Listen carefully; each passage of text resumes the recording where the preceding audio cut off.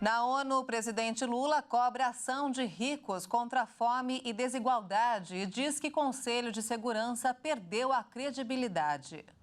Durante o encontro em Nova York, autoridades falam sobre mudanças climáticas e guerra na Ucrânia. E você vai ver também. Em discurso na ONU, o líder ucraniano Volodymyr Zelensky acusa a Rússia de genocídio e pede punição. Rússia lança cerca de 30 drones e deixa civis mortos na Ucrânia. Alerta de perigo. INMET emite comunicado sobre onda de calor sufocante no Brasil. Evento gratuito na Grande São Paulo celebra o passado, presente e futuro dos jogos eletrônicos. Agora no Jornal das 18h30. Olá, boa noite. São 18h33 pelo horário de Brasília. Boa noite. Você acompanha agora as principais notícias do Brasil e do mundo desta terça-feira. Começou hoje em Nova York a Assembleia Geral da ONU. Como já é tradição, o presidente brasileiro foi o primeiro a falar. Lula falou sobre a desigualdade e chamou a atenção sobre a crise climática. Lula começou seu discurso dando condolências às vítimas das catástrofes naturais, o terremoto do Marrocos e a tempestade na Líbia. Também lembrou do ciclone no Rio Grande do Sul. Lula disse que a crise climática mata e cobrou mais ações dos membros da ONU em relação às desigualdades. Senhoras e senhores, a desigualdade precisa inspirar indignação. Indignação com a fome, a pobreza, a guerra, o desrespeito ao ser humano. Somente movidos pela força da indignação, poderemos agir com vontade e determinação. Lula ainda destacou a importância da busca pela paz mundial e propôs a reformulação do Conselho de Segurança da ONU e citou a guerra na Ucrânia como um exemplo de incapacidade dos países membros de cumprirem a Carta da Organização das Nações Unidas. Mas, mais uma vez, não condenou a Rússia pela invasão. A guerra na Ucrânia escancara a nossa incapacidade coletiva de fazer prevalecer os propósitos e princípios da Carta da ONU. Não subestimamos as dificuldades para alcançar a paz, mas nenhuma solução será duradoura se não for baseada no diálogo. Logo após ouvir o discurso do presidente Lula, foi a vez do presidente americano Joe Biden, aliado de Kiev, discursar na tribuna. De acordo com Biden, Washington apoia firmemente a Ucrânia e os seus esforços para alcançar uma resolução diplomática que proporcione uma paz justa e duradoura, destacando que só a Rússia tem o poder de acabar com esta guerra imediatamente. O discurso do democrata passou ainda por outras questões, como o aquecimento global e a regulação da inteligência artificial. A ONU foi assunto dentro da própria ONU. Pelo segundo ano consecutivo, Joe Biden defendeu a ampliação do Conselho de Segurança. Um tema que interessa muito ao Brasil. Manter as Nações Unidas atualizadas ao mundo moderno foi o desejo expressado também pelo secretário-geral da ONU, Antônio Guterres. Ele disse que o Conselho de Segurança ainda reflete a realidade de 1945, quando a ONU foi criada, e defendeu a reforma. Guterres também pediu aos chefes de Estado e de governo determinação para acabar com as guerras. E a guerra na Ucrânia foi o assunto mais comentado na Assembleia da ONU. Durante o encontro, o presidente ucraniano Volodymyr Zelensky acusou a Rússia de genocídio e fez um apelo de paz aos líderes mundiais. O presidente da Ucrânia, Volodymyr Zelensky, afirmou que a Rússia está realizando um genocídio com o sequestro de crianças. Diante da Assembleia Geral das Nações Unidas, o líder ucraniano também acusou Moscou de utilizar os alimentos e a energia como armas e afirmou que a Rússia não tem o direito de possuir armas nucleares. Essas crianças na Rússia são ensinadas a odiar a Ucrânia e todos os laços com suas famílias são rompidos, e isso é claramente um genocídio. Zelensky também convidou os líderes mundiais para uma cúpula da paz. Em Que Lula devem ter o primeiro encontro bilateral na quarta-feira, amanhã. O encontro está marcado no período da tarde, após o brasileiro se reunir com o presidente norte-americano Joe Biden. Após reuniões, Lula vai antecipar sua volta ao Brasil. O presidente reclamou de dores durante a viagem e deve passar por cirurgia no quadril no fim de setembro. E mudando de assunto, olha só, o ministro Alexandre de Moraes, do Supremo Tribunal Federal, concedeu hoje liberdade provisória a 4 aliados do ex-presidente Jair Bolsonaro, que estavam presos. A decisão de Moraes foi tomada após pedido da defesa dos acusados. O ministro determinou que Luiz Marcos dos Reis, membro da equipe do tenente-coronel Mauro Cid, o ex-major do Exército Ailton Gonçalves, o segurança pessoal de Bolsonaro, Sérgio Cordeiro, e o secretário municipal João Carlos de Souza cumpram medidas cautelares como o comparecimento mensal em juízo e a proibição de contato com os demais investigados. O ministro Dias Toffoli, do Supremo Tribunal Federal, anulou hoje a suspensão do juiz federal Eduardo Apio nos casos envolvendo a Operação Lava Jato. Toffoli também suspendeu um processo administrativo contra o magistrado na Corregedoria Geral do Tribunal Regional Federal da 4ª Região. O ministro disse que todos os procedimentos administrativos sobre os magistrados que atuaram na Lava Jato devem tramitar no Conselho Nacional de Justiça, a fim de viabilizar a análise conjunta, como já vem ocorrendo em relação à correição extraordinária na 13ª Vara Federal Criminal. A suspensão do juiz federal foi reconhecida por unanimidade da 8ª turma do TRF. Apio está afastado do cargo de juiz federal da Lava Jato desde maio, por ser alvo de investigação por suposta ameaça ao filho do desembargador federal Marcelo Malucelli. A Câmara Municipal de São Paulo cassou hoje o mandato do vereador Camilo Cristofaro por quebra de decoro parlamentar no episódio em que teve um áudio vazado no plenário da casa usando uma frase tida como racista. O placar foi de 47 votos pela perda do mandato e 5 abstenções. Nenhum vereador votou contra a cassação. Um estudo da Organização Mundial da Saúde mostrou que em todo o mundo, 1 em cada 3 adultos sofre de hipertensão. E a questão é ainda mais alarmante. Quase metade não sabe se tem a doença. Nos últimos anos, houve pouca mudança na taxa geral de hipertensão no mundo. A taxa diminuiu um pouco nos países ricos, mas aumentou em muitos países de baixa ou média renda. As estatísticas divulgadas pela Organização Mundial da Saúde são ainda mais preocupantes no Brasil. Mais de 50 milhões de brasileiros com idade acima de 30 anos convivem com a hipertensão, também chamada pressão alta. A hipertensão é uma doença silenciosa, que se não for adequadamente diagnosticada por médicos cardiologistas e bem tratada, pode levar a vários outros problemas de saúde a longo prazo, entre os quais um acidente vascular cerebral, infarto e até morte. De acordo com um estudo da OMS, no Brasil, apenas 33% dos 50 milhões de hipertensos controlam a pressão arterial. A pressão é criada pela força do sangue contra as paredes das artérias ou vasos sanguíneos.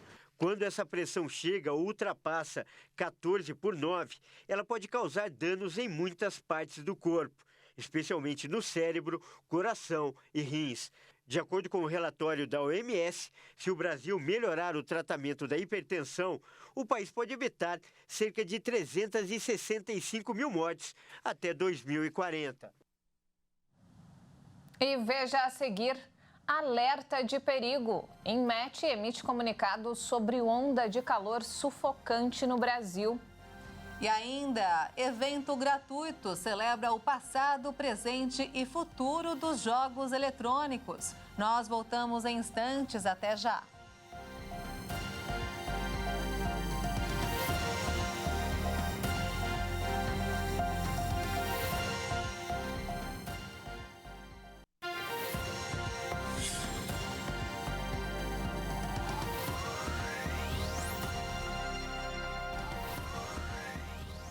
Estamos de volta, 18 horas e 43 minutos, pelo horário de Brasília. E vamos agora direto ao Rio de Janeiro com informações desta terça-feira com o nosso repórter Anderson Nascimento. Boa noite, Anderson. Boa noite, Anderson. Boa noite, Maria Alice e Juliana. A Semana Nacional do Trânsito é comemorada todos os anos, entre os dias 18 e 25 de setembro. Mas as notícias aqui no Rio não são boas. Um levantamento da Operação Lei Seca mostrou que houve aumento no número de motoristas flagrados dirigindo sob efeito de bebida alcoólica. As operações foram intensificadas para conscientizar ainda mais os motoristas. Só nos 6 primeiros meses deste ano, foram mais de 17 mil pessoas autuadas. Em Nilópolis, na Baixada Fluminense, quase metade dos motoristas abordados em um único dia haviam bebido. A cidade está no pódio negativo, perdendo apenas para Niterói, onde o número é ainda maior e passa dos 50%. A cidade do Rio, Jacarepaguá e Recreio são os focos das operações por causa dos altos índices. Nesta Semana do Trânsito, a Operação Lei Seca irá realizar ações educativas em regiões de polos gastronômicos e em áreas de lazer. E o trânsito intenso nos acessos ao aeroporto Santos Dumont é antigo, mas continua sem solução. Quem precisa chegar com antecedência precisa se programar, já que o engarrafamento na porta do terminal é grande e os passageiros seguem enfrentando quilômetros de trânsito. O engarrafamento acontece a qualquer hora do dia e muitos motoristas de aplicativo perdem horas de trabalho no engarrafamento e chegam a ter muitas corridas canceladas. Eu fico por aqui e amanhã eu volto com mais notícias do Rio. Até lá. Anderson, muito obrigado pelas informações. Uma ótima noite para você. Obrigada, Anderson, e até amanhã. O Instituto Nacional de Meteorologia, o INMET, emitiu um alerta de nível laranja para a onda de calor que deve atingir o Brasil até o dia 22 de setembro. O alerta é o segundo mais grave na escala de perigo. Os locais mais afetados pela onda de calor, segundo o INMET, devem ser Mato Grosso do Sul, São Paulo, Mato Grosso, norte do Paraná, oeste de Goiás, sudoeste de Tocantins e a região do Triângulo Mineiro. Segundo os protocolos internacionais seguidos pelo INMET, o aviso é emitido quando as temperaturas ficam acima pelo menos 5 graus da média histórica do período. A previsão é de que as temperaturas passem dos 40 graus em algumas regiões do centro-oeste e norte e no interior de São Paulo. Junto com a onda de calor, há a previsão de baixos índices de umidade relativa do ar para essas áreas. Os avisos podem ser classificados como amarelo, quando é perigo potencial, laranja, quando é de perigo, e vermelho, grande perigo. Ou seja, a situação atual é a segunda mais grave da classificação. O aviso de onda de calor foi emitido às 11 horas de segunda-feira e deve permanecer até às 18 horas de sexta-feira. No entanto, o INMET aponta uma possível piora da situação a partir de sábado. Por isso, o aviso será reavaliado diariamente ao longo da semana. A cidade de São Paulo registrou o dia mais quente de 2023 nesta segunda-feira, com temperatura máxima de 33,3 graus. O valor ultrapassa o recorde de domingo, que era de 33,1 graus. Em julho, a atividade econômica do Brasil cresceu 0,44% na comparação com o mês anterior, de acordo com o Banco Central. No acumulado dos primeiros 7 meses, o crescimento do PIB foi de 3,21%. A OCDE também elevou a previsão de crescimento da economia brasileira para este ano. Agora, a expectativa é que o PIB do Brasil cresça 3,2%, quase o dobro da projeção de junho, quando a organização previa uma alta de 1,7%. E neste relatório, a OCDE destacou o bom desempenho do agronegócio. Já para o PIB mundial, a expectativa é de alta de 3%. E vamos agora ao mercado financeiro. O dólar fechou a sessão desta terça-feira em alta, na medida em que investidores seguiram na expectativa pelo desfecho em importantes reuniões de política monetária no Brasil e nos Estados Unidos. O Ibovespa, o principal índice acionário da Bolsa de Valores de São Paulo, a B3, operava em queda nos últimos minutos do pregão. Ao final da sessão, a moeda norte-americana avançou 0,35% e encerrou o dia cotada a R$ 4,87 na venda. E o mercado financeiro espera um novo corte de 0,5 ponto percentual na taxa de juros da economia nesta semana, mas não descarta a queda de 0,75 nas próximas reuniões. O Copom do Banco Central começou hoje a discutir a Selic do mês. Na reunião desta semana do Comitê de Política Monetária do Banco Central, é consenso no mercado financeiro um novo corte de 0,5 ponto percentual da taxa Selic. Hoje, os juros estão em 13,25%. A expectativa é unânime de 69 instituições consultadas pelo Projeções Broadcast. Os resultados positivos recentes da inflação recolocaram no radar de parte dos analistas uma possível aceleração do ritmo de redução dos juros para 0,75 ponto percentual nas reuniões seguintes antes do fim do ano. Além das reuniões desta semana, o Copom também terá encontros nos dias 31 de outubro e 1º de novembro e nos dias 12 e 13 de dezembro. Em agosto, o IPCA, o Índice Oficial de Inflação do país, registrou um avanço de 0,23%, abaixo das estimativas do mercado, de 0,28%. Com isso, a taxa acumulada em 12 meses subiu pelo segundo mês seguido, passando de 3,99% em julho para 4,61% em agosto de 2023, mas ainda no intervalo da meta de inflação para este ano, que tem teto de até 4,75%. Das instituições consultadas, a maioria espera cortes sequenciais de 0,5 ponto nos juros até o fim de 2023, enquanto uma pequena parcela prevê aceleração do ritmo de baixa, com pelo menos uma redução de 0,75 ponto neste ano. E voltando a falar sobre o conflito no leste europeu, que foi pauta no encontro da ONU, a madrugada desta terça-feira na Ucrânia foi marcada pelo lançamento de 30 drones russos e um míssil. Os armamentos atingiram 3 armazéns industriais em Lviv, no oeste do país. O prefeito de Lviv, Andriy Savov, informou que a vítima era um homem que trabalhava em um dos armazéns atingidos e enfatizou que o local armazenava produtos químicos domésticos e de ajuda humanitária. A Força Aérea Ucraniana declarou que 27 dos 30 drones foram abatidos. O Ministério de Defesa russo informou através de comunicado que o país lançou ataques contra o exército ucraniano em várias direções e destruiu veículos blindados fabricados nos Estados Unidos. De acordo com um alto funcionário do governo ucraniano, o navio de carga África Resiliente, que transportava 3.000 toneladas de trigo, deixou o porto ucraniano pela primeira vez em direção à Turquia desde o fracasso no acordo de grãos. O presidente Vladimir Putin deve se reunir com Xi Jinping em Pequim em outubro. O anúncio foi feito pela Rússia e representa a primeira viagem de Putin ao exterior desde o mandado de prisão emitido pelo Tribunal Penal Internacional por deportação ilegal de crianças. E de volta ao Brasil, olha só, um evento gratuito em Guarulhos, na Grande São Paulo, celebra o passado, o presente e o futuro dos jogos eletrônicos. É isso mesmo, é o Museu do Videogame que vai ficar na cidade até o dia 24 de setembro. Eu convido você para fazer uma viagem pela história da tecnologia e do entretenimento. Vamos entrar em uma máquina do tempo, que é o Museu do Videogame, aqui em Guarulhos, na Grande São Paulo. O evento é gratuito e conta com jogos interativos, exposições de consoles antigos, palco de dança, simuladores de corrida, entre outras atrações, distribuídas em um espaço de 700 metros quadrados.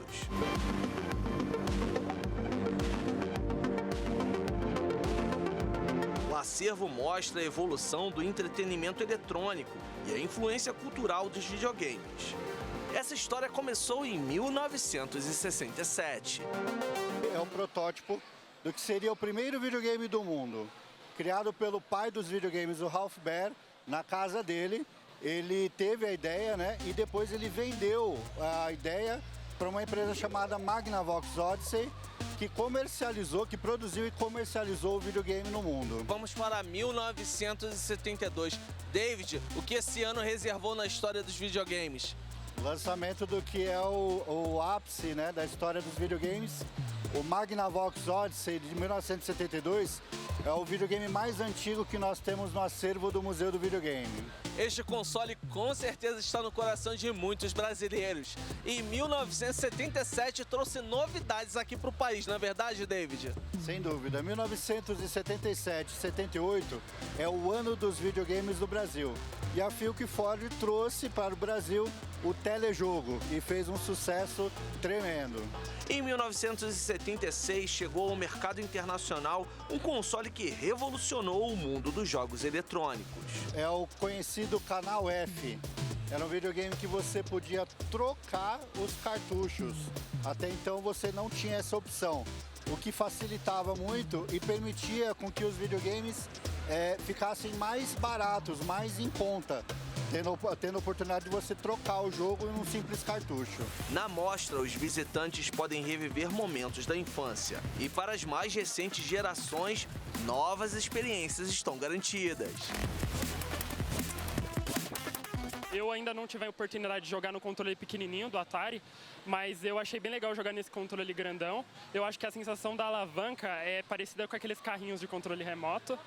E eu acho que esse evento aqui é como se fosse uma máquina do tempo realmente. A gente passa no corredor, tem um monte de console antigo, contando a história, né? E é bem legal, assim. Ao mesmo tempo que eu tô vivenciando o passado, eu tô aprendendo com ele, é muito legal. É bom demais porque a gente quase não vê isso aí, entendeu? É bom demais as pessoas estar assim para poder saber um pouco mais da nossa infância, né? Hoje em dia já não tem mais, tem os videogames tudo moderno. E depois dessa viagem no tempo, chegamos à atualidade e vamos falar das novas tendências no mundo dos videogames. Aqui agora nós temos a realidade virtual e os simuladores de corrida.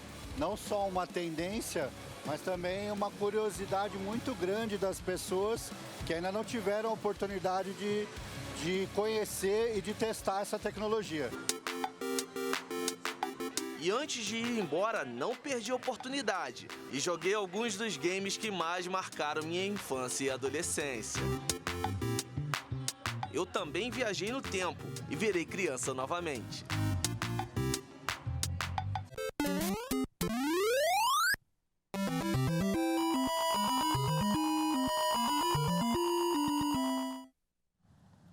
Peraí, Maria, que Olha a Juliana aqui jogando igual o Leonardo. Eu tô empolgada, gente. Essa matéria me deixou extremamente empolgada aqui.